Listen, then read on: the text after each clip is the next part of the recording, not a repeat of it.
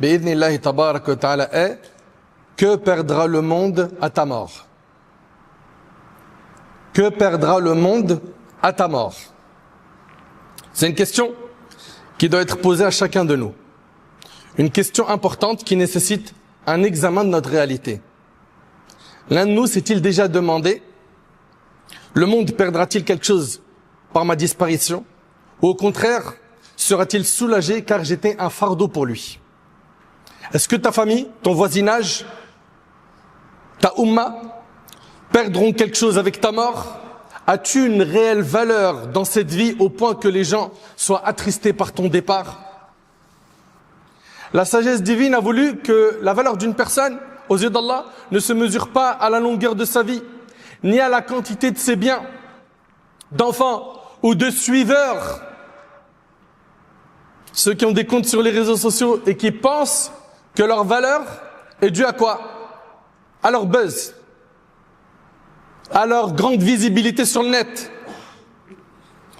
La valeur d'une personne aux yeux d'Allah ne se mesure pas à la longueur de la vie, ni à la quantité de biens, d'enfants ou de suiveurs, ni à ce que la personne mange, porte ou conduit, ni aux maisons, palais qu'elle possède, mais plutôt la valeur d'une personne, elle se mesure à quoi? À travers sa foi, sa piété, sa relation avec Allah subhanahu wa ta'ala. Ta valeur auprès d'Allah tabarak wa ta'ala se mesure à ce que tu as apporté comme réalisation, comme bienfait, comme don qui profite à ta communauté, à ta société. Et là, j'aimerais qu'on s'arrête un instant. Si l'ange de la mort venait prendre notre âme tout de suite, qu'est-ce que les gens vont retenir de notre vie? Qu'est-ce que les gens vont retenir de notre passage sur terre? Chacun d'entre nous doit se poser cette question. Car wallahi, nous vivons une époque qui déchire le cœur. Lorsque tu vois aujourd'hui à quel point nos frères et nos sœurs sont devenus accros aux réseaux sociaux, ils ne vivent qu'une vie virtuelle, ils ne vivent pas la vie réelle. Et un tel, il passe son temps sur le net à faire quoi? Et malheureusement, je vais devoir citer des choses qui existent. Et ceux qui les font, malheureusement, pour beaucoup d'entre eux, ce sont nos frères et nos sœurs, nos enfants. Il passe son temps sur le net à faire quoi? À publier des vidéos où il montre qu'il mange tel repas. Le lendemain, une autre vidéo où il mange un autre repas. Et son contenu, il est suivi, pourquoi? Parce qu'il mange tous les jours. Et il filme ça. Et les gens sont intéressés. Ah tiens, aujourd'hui, il va manger quoi? C'est ça qu'on va retenir de toi après ta mort? Ou un autre? Ou une autre? Ces publications toute la journée, et c'est des choses qu'on entend. C'est outfit du jour. Leur publication, c'est quoi? C'est de se filmer en train de mettre des vêtements. Vous pensez quoi de ma tenue? Laissez un commentaire. C'est ça qu'on va retenir de ta vie, de ton passage sur terre. Un autre, son temps, il est dans quoi? Dans le fait de mettre de la musique et il danse. Et il fait des TikTok, des publications. Voilà son contenu et voilà pourquoi il est suivi, pourquoi il est aimé. Ou pourquoi elle est aimée. C'est-à-dire que ton passage sur terre, ce qu'on en retiendra, c'est que tu mettais des musiques et tu dansais dessus. Mais wallah, mes frères, s'il vous plaît, mes sœurs, faut qu'on se réveille. Faut qu'on se réveille. D'autres, il faut la promotion du haram. Et c'est ce qu'on retiendra d'eux. D'autres, c'est du matin au soir. Ils cherchent à faire des pranks et des blagues. C'est ce qu'on retiendra d'eux.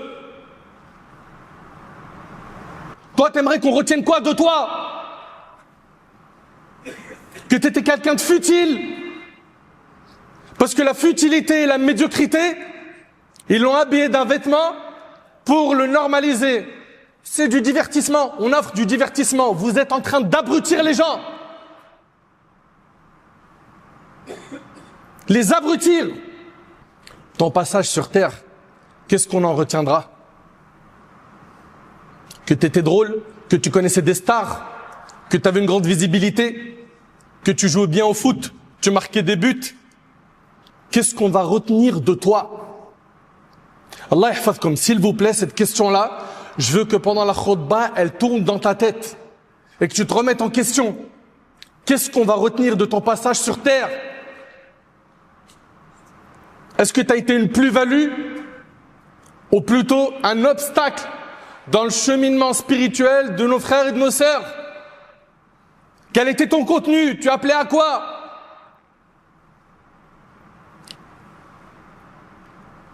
Certains, leur temps, il est dans quoi? Dans la consommation des drogues et des boissons alcoolisées.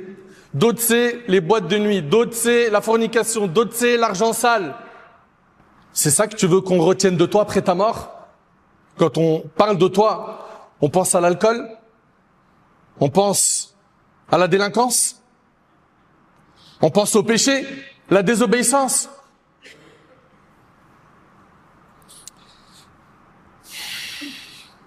Ta valeur se mesure à ta foi et à ta relation avec Allah subhanahu wa ta'ala. Nous vivons une époque où pratiquer son dîn c'est difficile. Mais wallahi, que ta récompense auprès d'Allah est immense. Ne pense pas qu'Allah tabarak wa ta'ala ne va pas te récompenser à la hauteur de tes sacrifices. Tiens bon, accroche-toi. Même si autour de toi, il y a très peu de pratiquants. Très peu de gens qui veulent cheminer vers Allah, apprendre la science religieuse, se retenir d'aller dans les endroits où il y a la désobéissance. Toi, nage à contre-courant. Ce qui t'attend, c'est Al-Jannah, le paradis, et pour l'éternité. Sois pas stupide, sois pas bête. Ne vends pas l'éternité contre ce vil bas monde éphémère. Ta valeur se manifeste par ton amour du bien pour tous et par le fait d'être un bâtisseur dans la société dans laquelle tu vis et non un destructeur.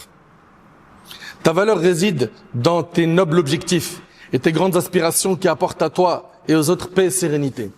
Allah tabarak wa ta'ala, en parlant des prophètes qui sont nos modèles, a dit Azza wa Jal, innahum kanu yusari'una fil khayrat wa yad'unana raghaban wa rahaban wa kanu lana khashi'in. Tous ces prophètes s'empressaient de faire le bien, nous invoquaient par espoir et crainte et faisaient preuve d'humilité devant nous. Regardez, Allah il dit quoi en parlant des prophètes? Tous ces prophètes s'empressaient de faire le bien. C'est eux nos modèles. Allah Ta'ala, en parlant du prophète Isa alayhi salam, il nous relate que le prophète Isa alayhi salam a dit وَجَعَلَنِي مُبَارَكًا أَيْنَمَا كُنْتُ وَأَوْصَانِي بِالصَّلَاةِ وَالزَّكَاةِ مَا دُمْتُ حَيًّا. Il a fait de moi une source de bénédiction où que je sois. Allahu Akbar. C'est comme ça que le croyant doit être. Là où tu es une source de bénédiction. Là où tu es utile. Là où tu es une plus-value. Dès que tu rejoins un groupe, tu apportes quelque chose de positif. C'est comme ça qu'il est le croyant. Regardez le prophète Isa alayhi salam, ce qu'il a dit. Il a fait de moi, il parle d'Allah, une source de bénédiction où que je sois. Et il m'a enjoint d'observer la prière et d'acquitter la zakat tant que je vivrai. Allah Ta'ala, en parlant des prophètes, il a dit Ulaika alladhina hada Allah fa bihudahu muqtadi. Voilà ceux qu'Allah a guidés. Suis donc leur voie. Pourquoi on ne suit pas leur voie? Au lieu de suivre des gens futiles, qui appellent à l'égarement, qui appellent à la perte de temps, qui appellent à n'importe quoi, autour de nous, dans nos quartiers, sur le net, pourquoi est-ce qu'on ne suit pas les prophètes? Allah Ta'ala, en parlant des jeunes, dans Surat Al-Kahf, la Surat la caverne, ces jeunes croyants, Allah Ta'ala, en parlant d'eux, il dit Innahum fityatun amanu bi rabbihim wa zidnahum huda. Il s'agissait de jeunes gens qui croyaient en leur Seigneur et que nous avons alors guidés plus encore. Il y a des gens dont la terre souffre de la perte. C'est-à-dire que dès qu'ils meurent, les gens souffrent de leur perte. Pourquoi? Parce qu'ils ont été une plus-value. Ils ont compris le sens véritable de la vie et de la mission qu'ils avaient sur terre. Ils ont accompli leur devoir. Ils ont renoncé à bien des droits, mettant les intérêts des autres au-dessus des leurs. Ils ont vécu en grands hommes. Et leur mort n'a pas mis fin à leur vie, car leurs traces et leurs actions continuent de parler pour eux. Allahu Akbar. Regardez, je suis sur le minbar. Combien de fois sur le minbar on a évoqué le nom de l'imam al-Bukhari? Combien de fois sur le minbar on a évoqué le nom de l'imam Muslim? de l'imam Abu Hanifa, Malik, Al-Shafi'i, Ahmad et d'autres, leurs traces et leurs actions continuent de parler pour eux, et les langues ne cessent d'évoquer leurs souvenirs en bien. Mes chers frères et sœurs, dans cette khutbah, je vais vous citer, bi'idhnillah, 3 histoires. J'aimerais que vous soyez très attentifs. 2 parmi les pieux prédécesseurs et une histoire récente. Et regardez, subhanallah, comment nos pieux prédécesseurs ont laissé quelque chose après leur mort. Sa'd ibn Mu'adh, radiyallahu ta'ala anhu. Le jour de sa mort, écoute-moi bien mon frère, ma sœur, écoute bien. Le jour de sa mort, le trône d'Allah a tremblé. Et cet homme-là, il s'est converti à l'islam, il a été musulman pendant 6 ans. En 6 ans, le jour de sa mort, le trône d'Allah a tremblé.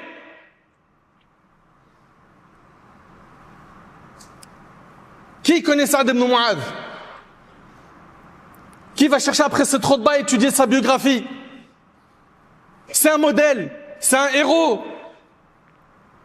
Subhanallah, il n'y avait que peu d'années entre sa conversion et sa mort, 6 ans. Et pourtant, il fut un homme exemplaire dans sa tribu, sage, dévoué au din d'Allah. Il veillait la nuit en prière, il lisait le Coran, il était généreux. Il a été blessé lors de la bataille de Banu Quraïda et sa blessure s'ouvrit à nouveau, puis il mourut. Le prophète sallam annonça alors que le trône du miséricordieux avait tremblé à sa mort. En effet, le prophète sallam dit, alors que le cercueil de Saad était posé, le trône du miséricordieux a tremblé pour lui. Les hypocrites qui assistaient à ses funérailles dirent alors que son cercueil est léger. Ils dirent cela par mépris, à cause de son jugement contre Banu Quraïda. Quand cette information est parvenue au prophète sallam, quand on lui a dit que les hypocrites ont dit que le cercueil de Saad était léger, il a dit, ce sont les anges qui le portaient. Allahu Akbar. Et je vous invite, Allah barik fikum, à lire la biographie de Sa'd ibn Mu'adh. Deuxième biographie, Ja'far ibn Abi Talib, qui lui est le cousin du prophète sallallahu alayhi wa sallam, un des grands hommes dont l'histoire a immortalisé le souvenir. Cet homme-là n'a pas vécu pour lui-même, mais il a vécu pour Allah, pour faire da'wah. Il a sacrifié pour Allah Azza wa Jal. Il a passé environ 11 ans en exil. Où ça? En Abyssinie. Sans prendre de congé pendant cette période. Il supporta la douleur de l'exil et l'amertume de la séparation. Tout cela pour Allah. Puis lorsque l'occasion se présenta, il est revenu à Médine, en l'an 7 de l'Hégire. L'année même où le prophète sallam conquit Khaybar. Le prophète sallam a dit en ce moment-là, en voyant Ja'far, il a dit, je ne sais pas ce qui me réjouit le plus, la conquête de Khaybar ou le retour de Ja'far. C'est pour vous montrer la place que Ja'far avait dans son cœur. Radiyallahu anhu. Le prophète sallam fut tellement heureux de recevoir Ja'far que sa joie équivalait à celle de la victoire militaire. Selon vous, comment le prophète sallam l'a-t-il récompensé? Est-ce qu'il lui a donné un poste prestigieux? Est-ce qu'il lui a dit à partir de maintenant, tu te reposes, on va te verser un salaire, ou ça y est, tu prends ta retraite, toi et ta famille, vous aurez assez d'argent pour vivre jusqu'à la fin de tes jours? Non. Il le récompensa autrement, alayhi salatu wassalam. Il lui donna une nouvelle opportunité de servir l'islam, en le nommant adjoint du commandant de l'armée qui était en route pour Mu'ta, la bataille de Mu'ta. Ja'far partit honoré par ce rôle, heureux de pouvoir encore œuvrer pour la religion et propager le bien. Toute sa vie a été dédiée à Allah subhanahu wa ta'ala. Pas un seul jour de repos. Pas un seul jour appelé vacances. Son emploi du temps, servir l'islam, faire le bien pour les autres. Une fois là-bas, le commandant de l'armée Zayd ibn Haritha a été tué. Et tout de suite, celui qui a pris le relais de l'armée, ça a été Ja'far, qui a pris l'étendard de l'armée et il est descendu de son cheval pour aller au combat jusqu'à ce qu'il a été lui-même tué. Il est tombé martyr. Le prophète sallam a été profondément attristé. Pourquoi? Ja'far n'était pas un homme ordinaire. Cet homme était un héros, un stratège, un orateur éloquent, un grand prédicateur. C'est par sa cause que le roi d'Abyssinie, le Négus, a embrassé l'islam. Ja'far. C'est grâce à son dévouement que l'islam est entré dans cette contrée, en Abyssinie. Des milliers se sont convertis. Il a fait la da'wah. C'était quelqu'un qui avait un désir sincère de guider les autres vers le bonheur ici-bas et dans l'au-delà. Et quand on parle de Ja'far ibn Abi Talib, on pense à tout cela. Quand on parle de Saad ibn Mu'adh, on pense à tout ce que vous venez d'entendre. Lorsqu'on parle d'Abu Bakr, on se rappelle tout ce qu'il a sacrifié pour le dîn d'Allah subhanahu wa ta'ala. Lorsqu'on parle de Omar, radiyallahu anhu, pareil, le prophète sallallahu alayhi wa sallam, il a même dit, s'il y avait eu un prophète après moi, ça aurait été Omar. Voilà ce qu'on a retenu de nos pieux prédécesseurs. Des braves, des gens qui ont propagé le bien, des gens qui ont été utiles, qui ont sacrifié pour le dîn d'Allah. Quant à vous et moi, qu'est-ce qu'on a fait pour le dîn? Si l'ange de la mort vient prendre notre âme tout de suite, à quoi ressemble notre bagage avec lequel on va rencontrer Allah? Qu'est-ce que les gens retiendront de nous? La troisième et dernière histoire, c'est l'histoire de Abdurrahman al-Sumayt, qui est né en 1947. Et j'ai fait exprès de ramener une histoire contemporaine. Pourquoi? Parce qu'à chaque fois qu'on parle des compagnons, on a beaucoup de gens qui disent « Mais là, t'es en train de parler des compagnons. Nous, on n'est pas des compagnons. Nous, on est loin de ce monde. Là, tu parles des compagnons. C'est trop haut pour nous. C'est trop haut. Ça reste nos modèles. Fais le nécessaire pour suivre leur chemin. » Et cette histoire-là, la dernière, c'est l'histoire de Abdurrahman al-Sumayt. Il est né en 1947 au Koweït. C'est une histoire donc récente. C'était quelqu'un qui aimait la lecture depuis son enfance.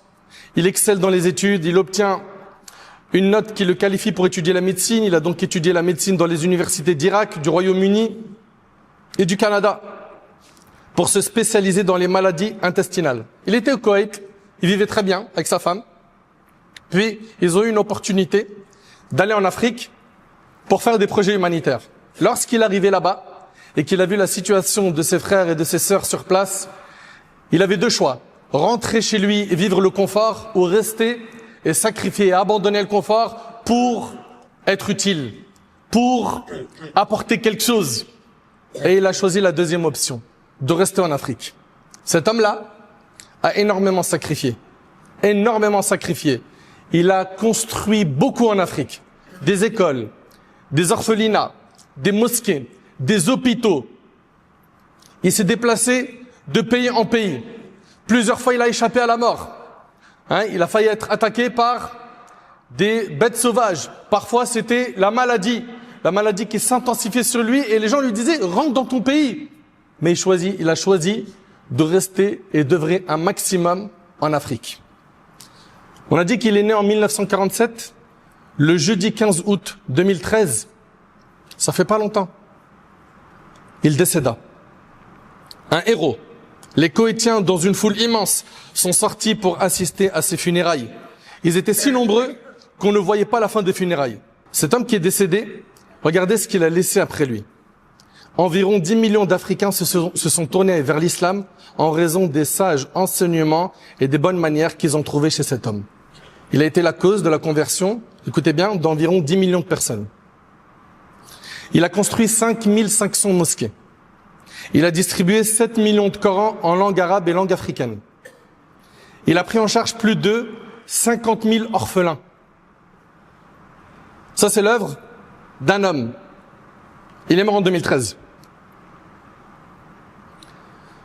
Il a pris en charge plus de 50 000 orphelins, dont certains qui sont devenus par la suite des médecins, des ingénieurs et des avocats. Il a construit 840 plateformes d'apprentissage, des maternelles jusqu'aux facultés, où étudiaient plus d'un demi-million d'étudiants et étudiantes. 840 plateformes, de la maternelle à la faculté. Qu'est-ce qu'on a fait, nous, de notre vie? On est à jour de toutes les polémiques Twitter? Nous, on a fait quoi de notre vie? On est au courant des transferts de tel jour et de tel joueur? Il est passé de telle équipe à telle équipe? On a fait quoi de notre vie? On connaît les clips par cœur? On suit toute l'actu sur TikTok et sur les stories de Intel et Foulen? Pourquoi est-ce qu'on ne fait pas le nécessaire pour sauver notre âme le jour du jugement en faisant le bien? Il a construit 840 plateformes d'apprentissage. Allahu Akbar, des maternelles jusqu'aux facultés. Il a creusé, écoutez bien s'il vous plaît, plus de 12 000 puits. Il a construit 90 cliniques et hôpitaux. Il a ouvert 10 stations radio en Afrique. Allahu Akbar. Allahu Akbar. Il est mort en 2013. C'est quelqu'un, comme vous et moi, qui s'est pris en main et qui a dit, moi, mon passage sur terre, il se résumera pas à des désobéissances, des futilités, de la perte de temps. Je serai pas un mouton qui suit la masse. Non. Moi, bi'idhnillah, je serai un leader, comme cet homme. Et je vais amener les gens vers le bien. Qu'est-ce qui t'empêche toi aussi d'être un leader? Qu'est-ce qui t'empêche de te prendre en main sérieusement? Vous savez, si on n'occupe pas notre temps avec ce qui est utile, on risque de regretter amèrement le jour du jugement. Allah Ta'ala dit « Afara'ayta immatta'nahum sinin, thumma ja'ahum ma kanu yu'adun, ma aghna anhum ma kanu yumatta'un. » Vois, si nous leur permettions de jouir de la vie d'ici-bas des années durant, et que survienne ensuite ce dont on les menaçait, à quoi leur servirait ce dont ils jouissaient? Le jour où la mort va arriver, à quoi va te servir ce dont tu jouissais dans la dunya? Toi qui t'es pas préparé. Il y a des savants, des réformateurs, des rois, des chefs d'État. Il y a aussi des commerçants, des gens influents, des professeurs d'université, des médecins, des enseignants, des ingénieurs et bien d'autres encore. La société a perdu beaucoup de choses en les perdant. Les communautés ont perdu les actes de bienfaisance qu'ils accomplissaient. Et il y a aussi des gens simples, modestes, ordinaires. Nous avons perdu leurs invocations, leurs paroles bienveillantes, leur sourire, la pureté de leur cœur, la sincérité de leurs intentions, qu'ils soient hommes ou femmes. Alors, que perdra le monde à ta mort? Que perdra le monde à ta mort? Wallahi, quand je pense à tous ces frères et ces sœurs qui perdent leur temps, qui tuent leur temps, ils le détruisent dans les péchés, dans les futilités. On en est même arrivé à un stade où il y a des gens qui regardent des gens jouer aux jeux vidéo. Ils jouent pas. Non. Ils regardent quelqu'un qui joue sur YouTube à des jeux vidéo. C'est incroyable, subhanallah. Allahu Akbar. Mes frères, mes sœurs, prenez-vous en main sérieusement. Le temps, il passe vite. Et la mort, elle prévient pas. Qu'est-ce que tu as fait pour ton dîn? Qu'est-ce que tu as fait pour la Ummah? Les gens sont-ils en sécurité face à ta langue et ta main? As-tu été la cause du mal ou du tort envers quelqu'un? As-tu été la cause d'une injustice, de son sang versé? Ou ne serait-ce que par une mauvaise parole?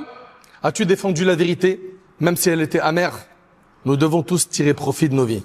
Et je termine avec le hadith d'Abu Qatada ibn Rabi'i, radiyallahu anhu. Il rapporte, un cortège funèbre passa près du messager d'Allah sallallahu alayhi wa sallam. Il y a un cortège funèbre qui est passé devant le prophète sallallahu alayhi wa sallam. Le prophète sallallahu alayhi wa sallam a dit, soulagement ou débarras. Le hadith est rapporté par Bukhari et Muslim. Suivez bien. Le prophète sallallahu alayhi wa sallam a dit soulagement ou débarras. On demanda au messager d'Allah, que signifie soulagement ou débarras? Il répondit, le serviteur croyant est soulagé des difficultés du monde. Donc le croyant, lui, il est soulagé quand il va dans sa tombe.